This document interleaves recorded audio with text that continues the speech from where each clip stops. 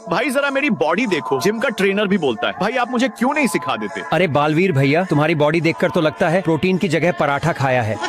जरा मेरी बॉडी देखो। ओए विवान, बालवीर के बारे में तुम कुछ नहीं बोल सकते, वरना तुम्हारा मुंह तोड़ दूंगी। आ जाओ बालवीर भैया, आज तो तुम्हारी हड्डी पसली तोड़ दूंगा। लगता है तुम में ज्यादा ही अकड़ आ गई है विवान। आओ अभी तुम्हारी हेकड़ी निकाल देता हूँ। विवान, तुम्हारी हिम्मत कैसे हुई बालवीर से ऐसे बात करने की? तुम्हें तो मैं अभी बताती हूँ। अरे अनन्या दीदी, आप तो बुरा मान गई। मैं तो बालवीर भैया से सिर्फ। अरे विवान, क्या हो गया? तुम अपनी दोनों आँखों से नदियाँ क्यों बहा रहे हो? अरे बालवीर, तुम भी रो रहे हो। मुझे बताओ क्या हुआ है, मैं तुम्हारी मदद। अरे देखो, मेरी बॉडी एक एक मसल कट के साथ दिखती है और मेरी मेहनत साफ साफ छलकती है। अरे तुम्हारी बॉडी तो मेरे सामने कुछ भी नहीं है। जब मैं बाहर जाता हूँ तो लोग आंखें फाड़ फाड़ के मेरी बॉडी देखते हैं। अरे प्रोटीन खाने वालों, बात सुनो मेरी। बॉडी दिखावे से नहीं, पेशेंट से बनती है। प्रोटीन से सिर्फ दिखावा बन सकता है।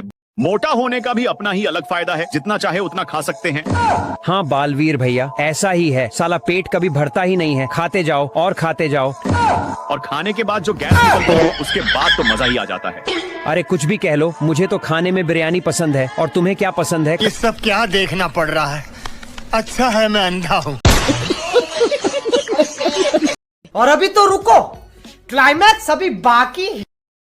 और अभी तो रुको, क्लाइमैक्स अभी बाकी है।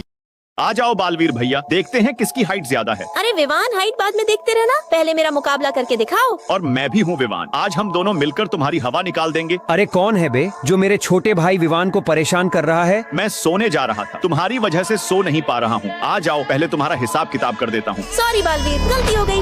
अरे बालवीर, ये देखो मेरे मसल्स। अरे तिमनासा, तुम्हारे मसल्स को मैं अपने मसल से मसल के रख दूंगा।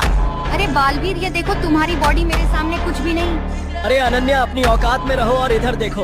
अरे रे के बच्चे, एक मारा तो कभी नहीं उठ पाएगा।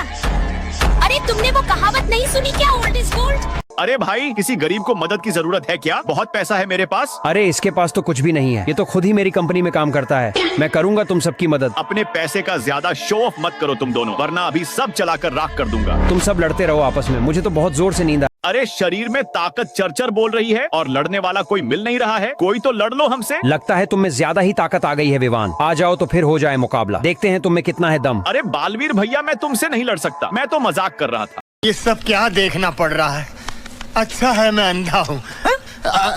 एक खुली जगह पर दादी और बंदर मिलकर बर्फ की बस बना रहे हैं। दोनों के पास औजार हैं और बर्फ के टुकड़ों को जोड़कर आइस बस तैयार हो रही है। पृष्ठभूमि में बर्फ के पहाड़ दिखाई दे रहे हैं। एक सुंदर चमकदार बर्फ से बनी बस जो पूरी तरह तैयार है। उसके चारों ओर बर्फ की जमीन है और बस के ऊपर हल्की धूप पड़ रही है, जिससे वो चमक रही है। दादी और बंदर बर्फ की बस में बैठकर गांव की तरफ जा रहे हैं। रास्ता खेतों और पेड़ों के बीच से निकल रहा है। दोनों के चेहरे पर खुशी है।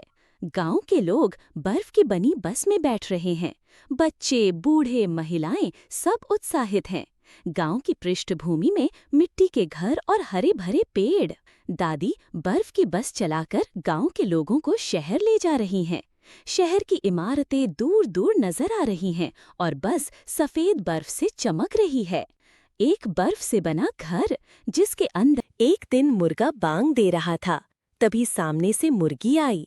चाल में नजाकत, आंखों में शरारत। मुर्गा बोला, कुकड़ू कू, दिल तुम पे आ गया। मुर्गी मुस्कुराई, बोली, कुक कुक, सोच लो मैं जल्दी नहीं पटती। मुर्गा रोज दाना लाता, छांव में बैठाता और मुर्गी धीरे धीरे पिघल गई। फिर क्या था, दोनों ने एक साथ दाना चुगा और प्यार की बगिया बसा ली। चूजों के साथ अब पूरा परिवार है।